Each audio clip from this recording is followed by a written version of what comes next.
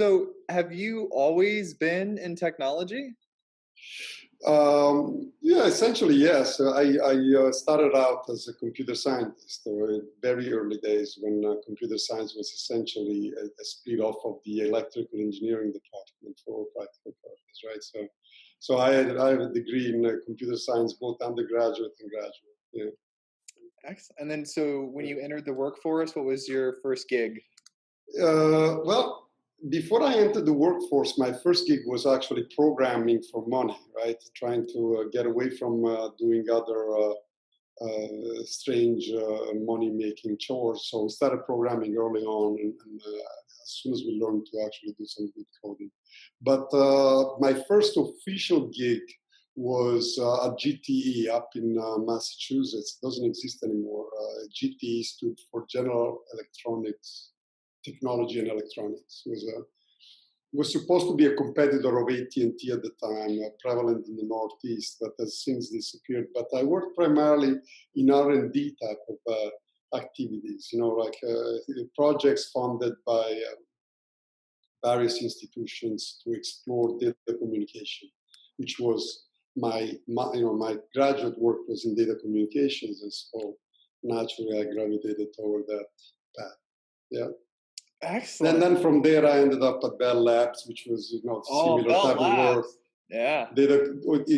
Data communication, networking, more applied to the commercial environment. Right. The early work was more exploratory work. Right? And yeah. then, So I spent 10 years doing that. Wow. So it's a long time. Yeah. But you learned a lot, and you were writing code, working with communications, just getting all of your individual contributor experience in. Yeah, primarily protocols, right? Communication protocols, right? The early days of the TCP/IP and other related protocols to facilitate the data communication evolution, right? People call it the internet. At the time, it was everything from local area networks to wide area networks, and trying to do an end-to-end and transmission mechanism, right? So all the protocols that, from the ground up, controlled that kind of data exchanges. Right? Did you end up with any crazy patents? Well, I did some work with at the organization for the standardization of some of these things. So I wrote some stuff there for some of the some protocols, right? They were published at some time that may be not relevant anymore because they employed technologies that no longer exist. Like data, packet data networks, which people don't even know what they are nowadays. But, the stuff that the telecom companies used to do to get into data communications, right? They just automate a robot to pull out the wires and plug it in the switchboard. Yeah, well, okay. That's one way of putting it. Yes. So what was your first opportunity where you got to transition from doing the actual technical work to leading a team? Well, I was hired away from Bell Labs in the early 90s, essentially 91, from a large company that still exists. It's called Young Rubicam. It's an advertising, marketing communications company. And it was interesting because they hired me. For some reason, the CIO there was enamored with the idea of getting somebody from academia like myself to work on data communication with the idea of interconnecting all of their offices worldwide, right? And now this is very early years, right? There wasn't a lot of availability of data communication services in any of, there were some, but not that extensive. So I started building a team there. Essentially, I became the central team that was going to provide from the ground up the interconnectivity of all these offices. And I'm talking about 150 offices in 70, 80 countries, right? With basic services to move data around. So we're talking about email, essentially, and file transfers, right? The very simple things to be able to. Now, they wanted that, of course, because this is a company that used to service these large clients. I'm making it up, but like a Ford or a Coca-Cola or somebody like that. So they did work out of 30 or 40 countries, right? And then therefore they wanted the ability to move information around a little bit faster than just shipping it overnight, which at the time wasn't really overnight, or trying to fax it, right? And so we started that, and we started employing some really the new technologies that were coming out at the time to weave together all these offices around the world and to try to be able to move stuff on very, very low bandwidth lines, 9.6 kilovolts, 19.256 T1s and things like that.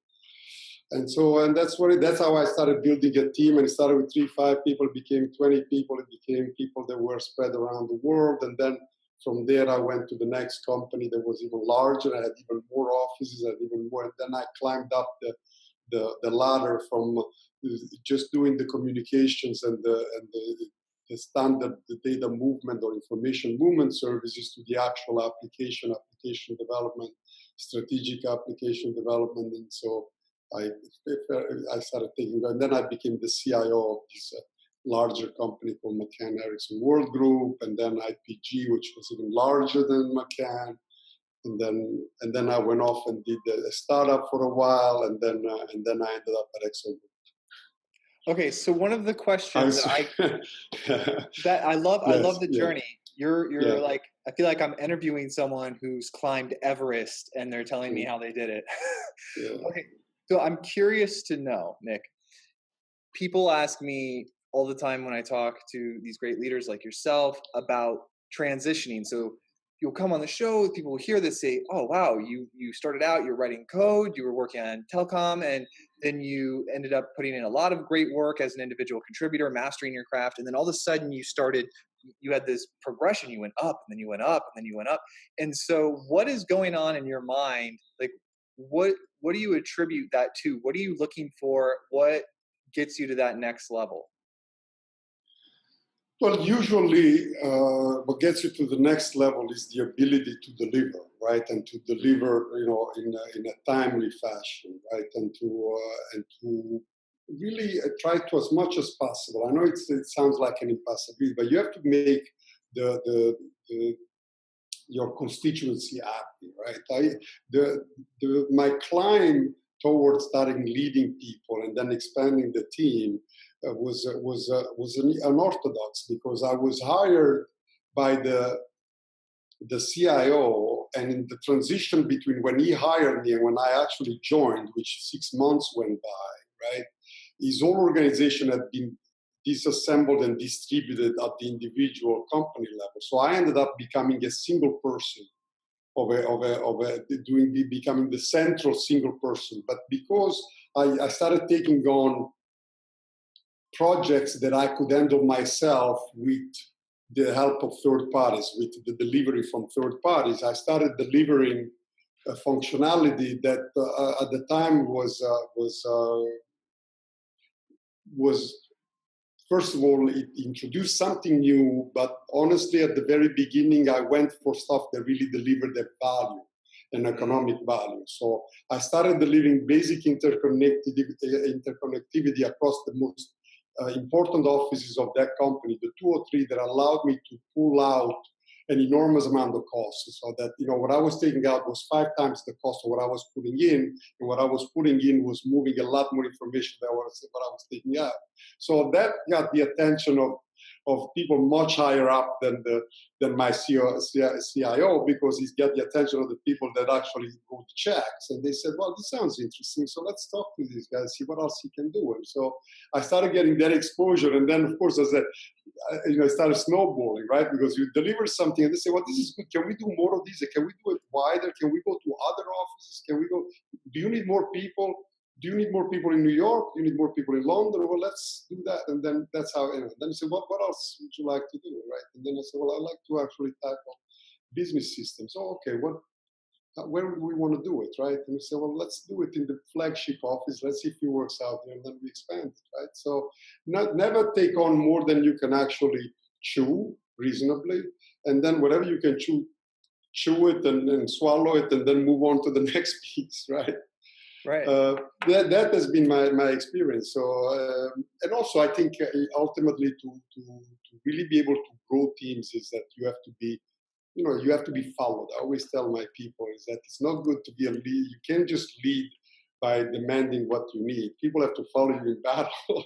So they have to perceive that what you're doing for them, what you're asking them to do, there is a value to it. There is a motive that is worth their while, so that when you actually move forward, they're actually behind you. I like what you said, because you identified the value, right? The thing that would be most valuable, and then you made it into something manageable to deliver the value. Then the other people noticed. And then what the other people did was they found someone who was resourceful, and then they gave them more resources. And that's how it always goes. So whenever I see people say, oh, we don't have enough resources, be more resourceful with what you have, and the people will notice, and they will come and give you resources. I agree completely with the way you summarize it. That's exactly right. And then they don't just ask me.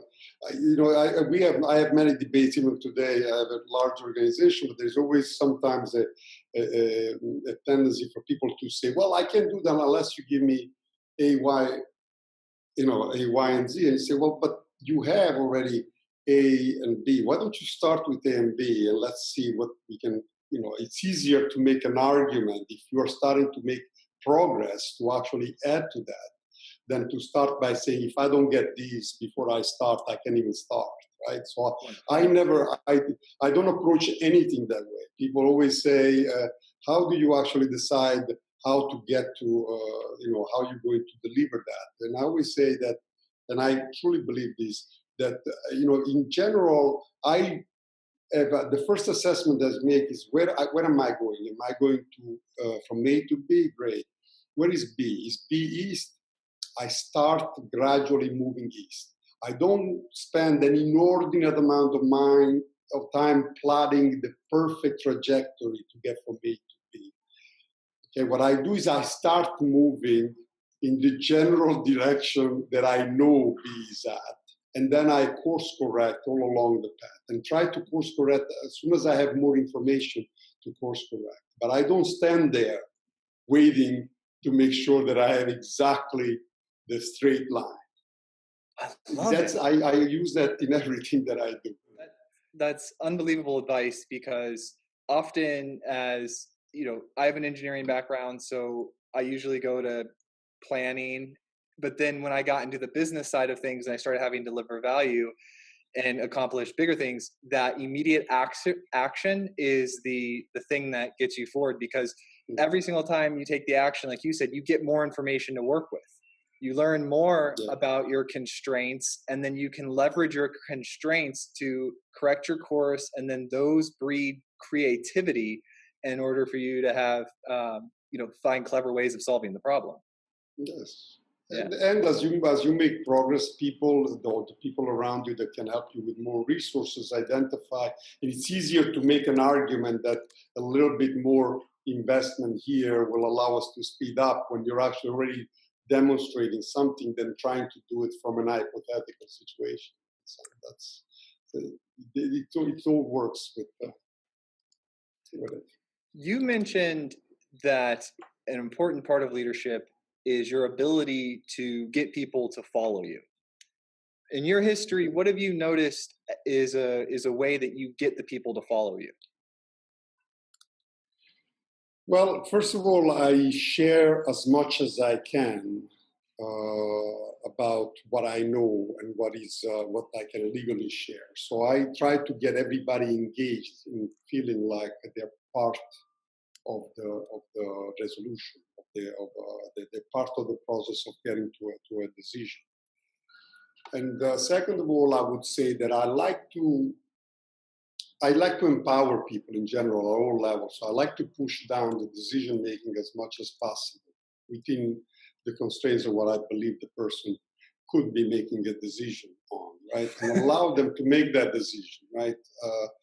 So that they get a sense of they have thought about it and they decided that that's the thing to do. And then when they do that, they also know that they have to defend it. They have to know how to defend it.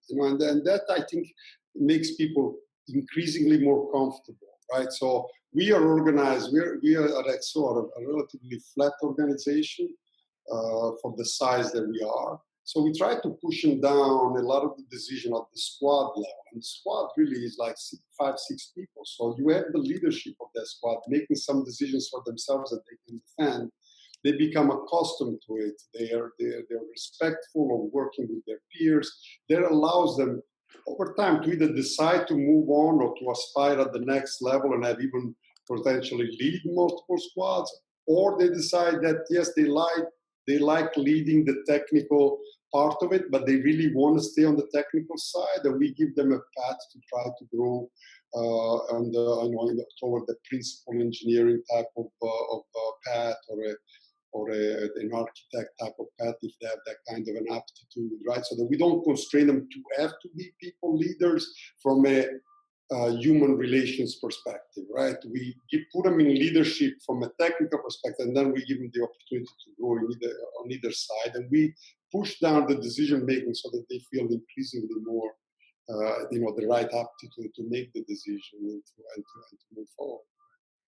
That's amazing. And, then if you do that, and people respect that you're doing the right thing, that there will be errors along the way, and there will people be dissatisfied along the way all the time. But by and large, the majority of the people know that you're not hiding anything, that everything is in the clear, that they're part of the process of the decision, and that they're part of the process of moving in the direction for the right one. I love it. I like, Nic, you got a fan. I'm a fan. Thanks. Yeah, and you guys, XO Group, it looks like you've acquired a couple companies as well, right? Yes.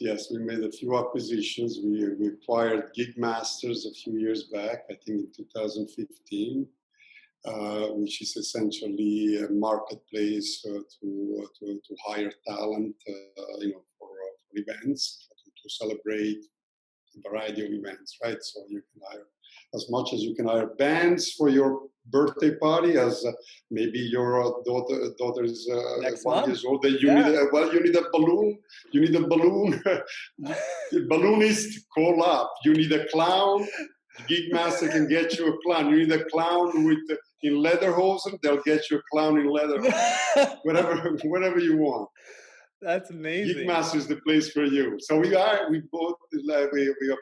Gigmasters. It's really an excellent member of our family, and we also acquired Two Bright Lights, and we also acquired How He Asked, other brands that complement our flagship product. Is the Knot. I hope you used it when you got married. I did. If you look me up, I did definitely use the Knot. Okay, I'm going to look you up. Sorry, you should. Yeah, I should have looked you up. I should have looked you up before. Okay. Did you open up a registry? Well, how I know the Knot. Yeah. I know the Knot because my wife's friend is the one who sold you How He Asked. Okay. Yeah. Stacy. Yep. Yeah. Stacy, isn't it? Yeah. Yeah. That's perfect. That's yeah. Yeah. What's Stacy's last name? Are you based in California? Are you? I can't remember. I forgot now. Also, Stacy's last name is I forgot. It's not Tasman, right? No, I don't know. I don't know all my wife's friends' last names. Yeah.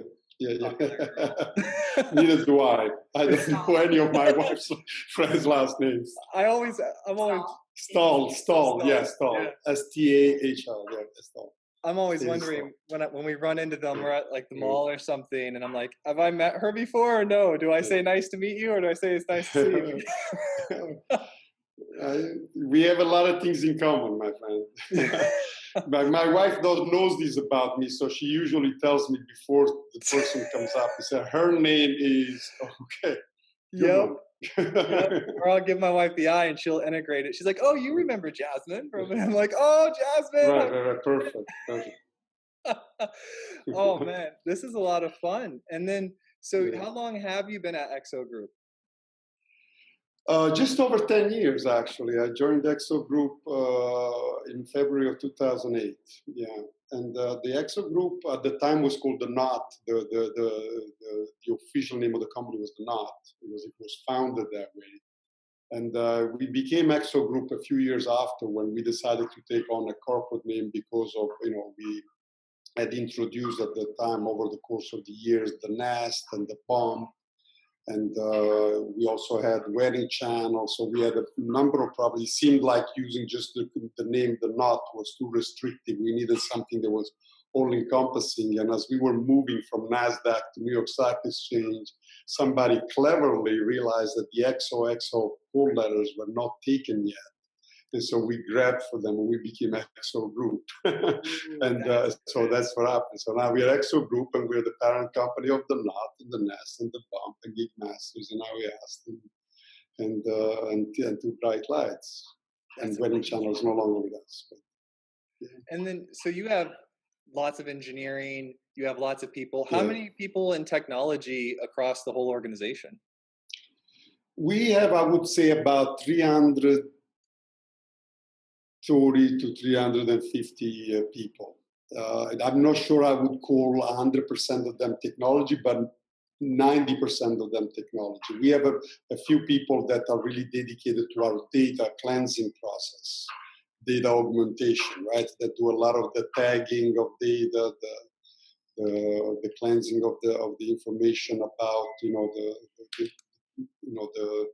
whatever the local data vendors cleaning. Or whatever data we're dealing with. It's a lot of work. You know the story. Yeah, I know the story. It's a lot of work, and you're always scratching your head, making sure it makes sense. Yes. Yeah. And it has to make sense to allow everything else to make sense. There is a pinging noise in this thing, and I'm not sure if it's my earbuds or something. There's a ringing noise, but I can live with it. Can you hear me well? Yeah, I can hear you well. Okay. Somebody might have just been, working some metal or something. Yes. Excellent. So right now, sorry, go ahead. So we are as an organization, we are essentially almost 50-50 split between the United States and China. Oh, really? And in the United States, we're almost 50-50 split between New York and Austin, Texas. That's very really cool. With that. So our technology organization is split across those three. There's a city in China called Guangzhou, which is just a couple hours from Hong Kong. Mm-hmm. New York City and Austin, Texas. Yeah, that's our organization. Yeah, my sister just moved back from China. She was living in Shenzhen for 5 years. Yeah. Guangzhou is very close to Shenzhen. Yeah. Just another half hour. Yeah. Right? Yeah. Very, very cool area, very interesting language. I just was completely fascinated when she was explaining it. So what are you right now most excited about every day, getting up and going to work? What's the thing that's coming that you're really pumped about that you can talk about? That I can talk. Well, I mean, the biggest thing for us is our expansions of our marketplace, right?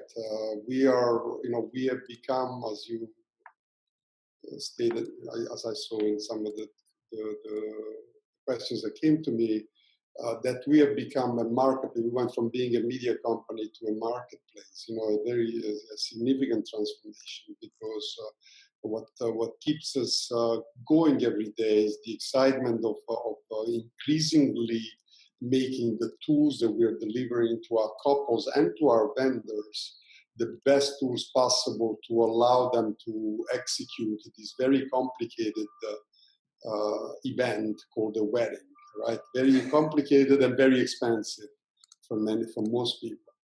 And so we are obsessed with delivering the perfect tools that really makes the process as simple as possible, as uniform as possible, both for the bride and the groom, and to a great extent also for the vendor, so they can present themselves and their services in the right way to the right couples for the right event, right? We're trying to increasingly make the process simpler, be as intelligent as possible, know a lot about what they really want, know a lot about what our vendors offer. When I say vendors, I'm talking about the venue, the photographer, the cake maker, and the florist, et cetera, which there are hundreds of thousands in reality, right? And so we have a huge opportunity on the upside because as of today, we are obviously the largest provider of the services, but we really only have about 30,000 paying clients, 30,000. So there is an opportunity for 300,000 of them in our ecosystem now, and there is an even bigger opportunity that will extend it to 400,000 or 500,000.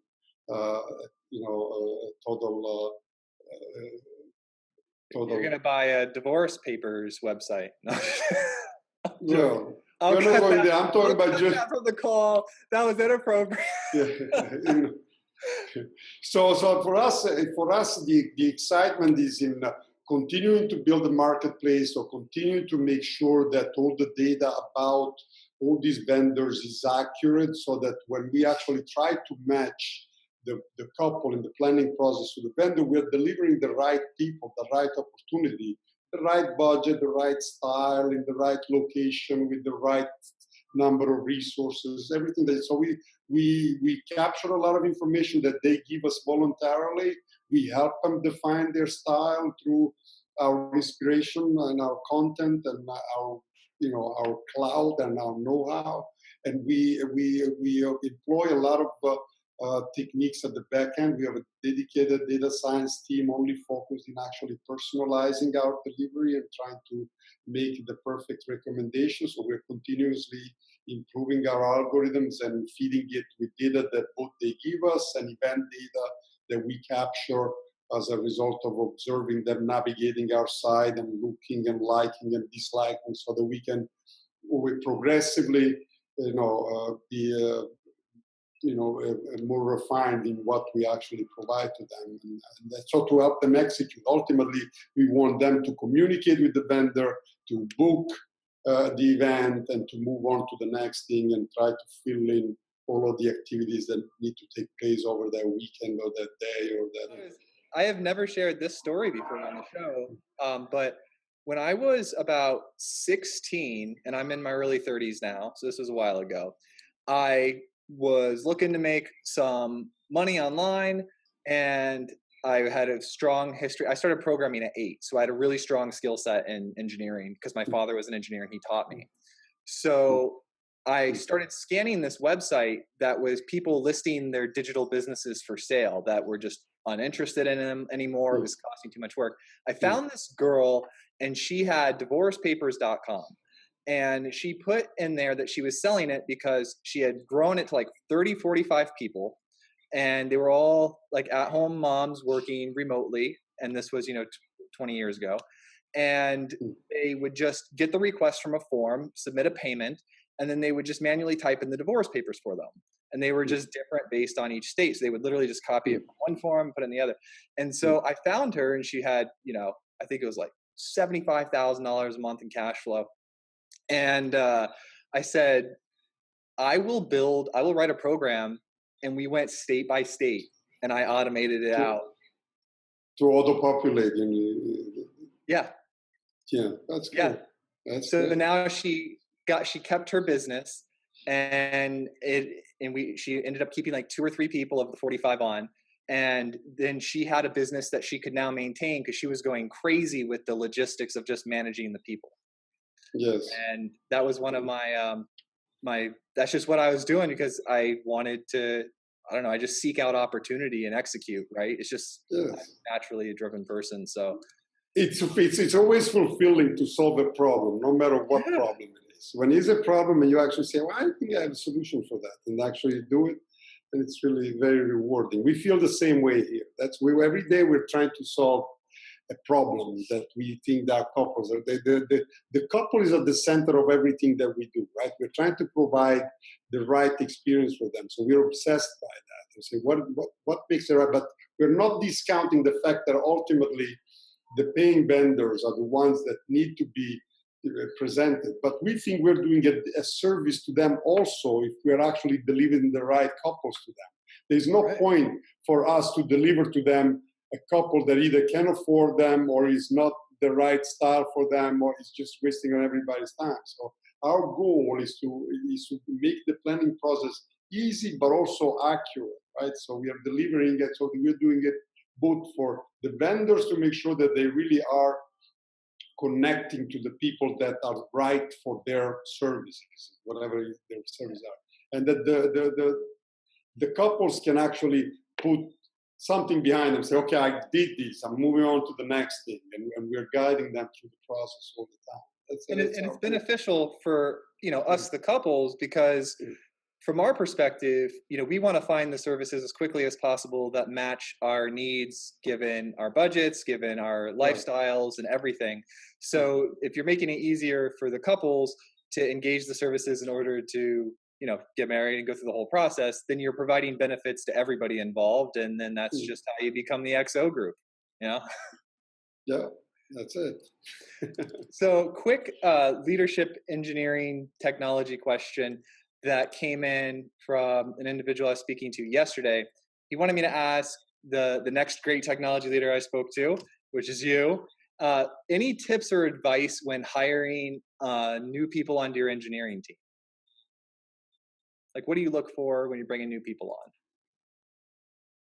That's a good question. First of all, you know that it's extremely challenging to find people, right? Particularly in the markets that I'm in, which are hotbeds a little bit for technologists. In general, we like people that we've been. I would say that we are hiring people at all levels, right? We used to prefer to hire people that already had a number of years of experience. And we tend to predominantly go after people that already have a number of years experience, but we have increasingly started hiring and filling our pipe also with what we call associate engineer, people that usually tend to spend 1 or 2 internships with us, and they show a promise and a skill that and an ability to work in the teams in an agile type of environment. That we're almost very rigorous about our environment, right? We're very small squads that have a degree of ownership. We do a lot of pair programming. Everything is TDD, continuous deployment. So we would like everybody to really have that kind of skill set. We don't do as much as, okay, there's a front end here, there's a back end here. We like a lot of our people to be full stack type of engineers. As much as possible. We've also hired, I must say, from the boot camps, right? I maybe you need to cut this out. I'd like in general to have people with CS type of background, because I think it's easier for them to actually work on more, to expand and complicated. But we have given opportunities for people with boot camp, and we've had some very good outcomes from some of them. But as you get to, if you're looking at engineers that are really do understand the full stack and do understand a lot of the back end in addition to the front end, usually people that have a technical background tend to have a little bit an easier time, right? Grasping some of the underpinnings of the. But again, we provide an environment, an onboarding environment at all levels. People come in, we put them in the squad, we give them all the tools, people pair with them, people mentor them. We usually assign somebody, but the process of interviewing is relatively extensive, right? We do send people through multiple interview processes and solve some problems. Pair program with 1 or 2 of our lead engineers, depending on the level, right? We are not going to stress out an associate about it, but we're going to stress out a senior engineer if they consider themselves a senior engineer. Let's do it. Challenge time. And so I don't know if I answered your question. So if I'm off the mark, correct me. Yeah, just give me like 1 or 2 things, qualities in humans that you're looking for when you pull people onto your team. Quality in humans, I am interested in people that are respectful, but have an opinion, that are willing to debate. These are part of our core values. We expect everybody to debate it, to ask the questions, why am I doing this? To challenge when challenges warrant, but also to at some point agree or disagree but commit. Or if you cannot disagree and commit because you're so vehemently against the idea, then you have to escalate. But I want people to try to resolve as much as possible within their teams. And therefore, what I will not tolerate is a lack of respect for your peers. That's very true. For your colleagues in general, whether they are downstream from you or upstream from you. That I will not tolerate in the environment. People have to be respectful at all levels and feel entitled to an opinion about the product, about the evolution of the product, and then they have the option to actually disagree and even honestly, I'll go as far as saying is that if really people cannot work in a particular team because they really do not believe in that, they are perfectly entitled to go up to their management and come up to me and say, I want to change squad because I don't feel an affinity to this particular product. I feel an affinity to the other product. Great, let's talk about how you move to that other team. Yeah. As long as there is always that open, communication and that the positive intent, right? Positive intent. Right, and that you're able to be a great leader and fish out what they're driving, what's driving them, and then make sure that they're placed. We do a lot to make sure that people, because people have different personalities. Some people are shy and this and that. So we do a lot of things to try to bring people out of their shell. If they are people who tend to be in their shells, some engineers tend to be, not you, but some people tend to be a little bit in their shells. So we get them out. We do meetups, we do hackathons, we do Tech Tuesdays. We do all kinds of things for people to go up there and talk about what they're doing and why they're doing it that way and debate it a little bit. And some groups are small, some groups are bigger, so people get increasingly more comfortable, right? And that everybody benefits from it, right? As long as it's done constructively and respectfully, everybody benefits from it. Right? If you were to take your day and split it into a pie chart into 3 different pieces, what are the 3 biggest pieces how you spend your day? I would say product for sure, the product engineering part, the organization itself, the continuous evolution and fine-tuning of the organization. And a third of my time is always dedicated to the business systems, because what we didn't say here is that we are a publicly listed company. So from that perspective, we have all the challenges of the large corporations, but we're a small company. Right. So when I mean challenges, I mean just the complexity of the underlying systems for accounting, for revenue recognitions, and for all those things that are necessary to close your books every month and to do it accurately so that you don't get into trouble. So I would say, in general, when I talk about organization, is a large part of my organizational time is dedicated to the engineering organization, to the continuous evolution of that organization in the delivery of the products, right? So we're always looking at making sure that the squads are resourced right, that we're attracting the right talent, that we're moving people to re-energize them so that they'll feel stale and actually leave us. So we do everything possible. So a lot of my time is dedicated to that. I would probably say that I spend 65% of my time collectively on the product, on the engineering and the product, and about 30 to 35% on the business systems, on the what you would consider IT or what people would call IT. Right? Excellent. And then, who's your favorite leader, like that you learned from?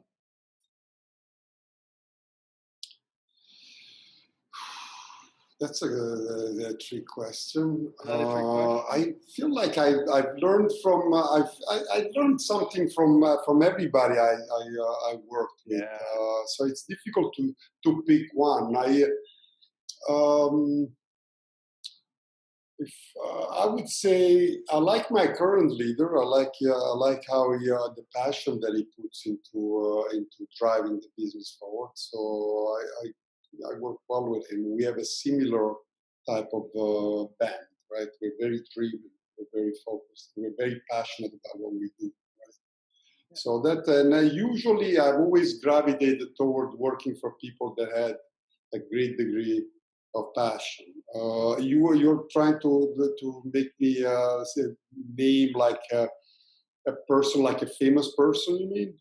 Yeah, like Yeah. Like, well, I like, I didn't like as much the persona, but I certainly like a lot of the principles of Steve Jobs, I would say. Yeah.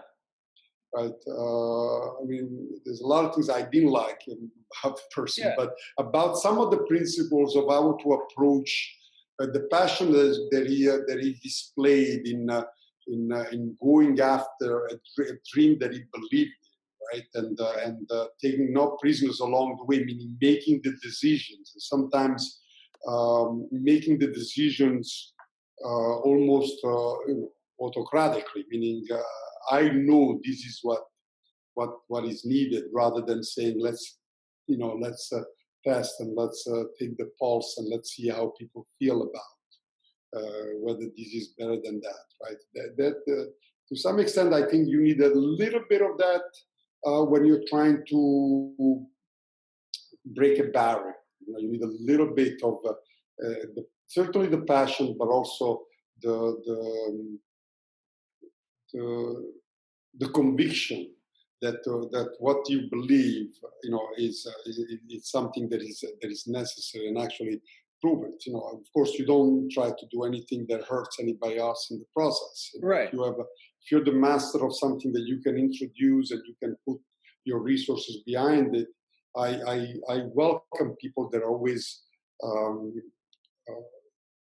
pushing the envelope, right? Because otherwise things are too incremental, and there isn't a need for incremental things to take place in life, right? And to occur in life, there's balance, for evolution right? to be that. But every once in a while, you need somebody that is looking at it from outside back and say, no, I really want to do something different, and I think people will actually come to this. Right? So that from that perspective, I thought he was a visionary. That some of the things that he did, I really resonated. No, I very much enjoy so much of his work. I've got a piece of it, here right now. So, yeah, so do I. Yeah, you got to watch I have it in my ears, matter of fact. Yeah, you have it in your ears, on your arm, right? On my arm. Yeah. If you were able to go back and talk to yourself at Bell Labs, right? You go back in a time machine, talk to yourself at Bell Labs. What's the one piece of advice that you would give your previous self? One piece of advice.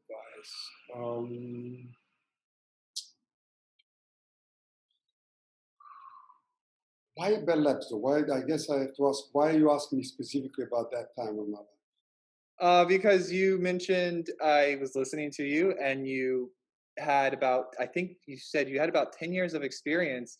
You were a little bit into your career by the time you were at Bell Labs, right? Yes. And because, I would say a large portion of our audience is into their career, and they would benefit from the advice you would give your younger self, a decade into your career. Well, okay. So my answer to you, and to the honest answer, is I would have been a little bit more thoughtful about my career aspiration, rather than just I like it. Well, sometimes you feel when you're young, and I was relatively young at the time, because like yourself, I started very young, right? Mm-hmm. Was that I always assumed I could do anything. So it didn't matter, right? So I didn't plot the natural path for me, based on the work that I was doing, the stuff that I had published, the things that I had built, would have been for me to go from Bell Labs to Silicon Valley. I remember what the founder of Cisco at the time, the technical founder, wrote one of the protocols that I had written, right, and tested it out, and called me up and said, "Hey, I did this. This is an interesting thing. Should we do something here?" So I could have gone there, right, or I could have, I'm talking about Cisco. Wellfleet was the other router, because at the time I was doing a lot of the protocols for routing, right, routing protocols. And so, if I had been more, dogmatic about what should my career path be, and given what I've done, my natural next step should have been that, right? And maybe my life would have evolved differently, and maybe I would be a wealthier or not wealthier, who knows, right? But at the time, I just followed what was a little bit more short. Like, it seemed like this person was interested. It was the opportunity of doing something that I had never done before, which was something to really watch how the people reacted to it, rather than something in a lab. And so I chose to go there instead. Excellent. I don't know, but no, but here's the leadership. I don't know that I regret it, but I'm saying I probably, you could. No, leaders be a little bit more, Yeah, you made a decision. You made it work, right? Yeah. You got north. You took a step north. You corrected. And you figured, and you've come out. Right. Look at you, man. You're like a senior leader at one of the greatest technology companies on this planet. Come on now. Thank you very much. Yeah, and you did it all, and you're like that's stylish. Slightly hyperbolic, but that's very nice of you. I will make it as hyperbolic as I possibly can. Oh, thank you so much, Nic. We did it. We made a podcast. You brought. Did we? I've never done one before. Really? This is nice. Cool. Yeah, it's we got a lot of technologists, and they listen in, and then they take your advice, and it's so valuable to them. And I got a lot of great questions. You gave some amazing advice, some very original advice. And I just appreciate your time. And the next time I'm in New York, I'm going to stop by and shake your hand, say hello. That would be great. I'd love to see you. Come and see our premises. Yes.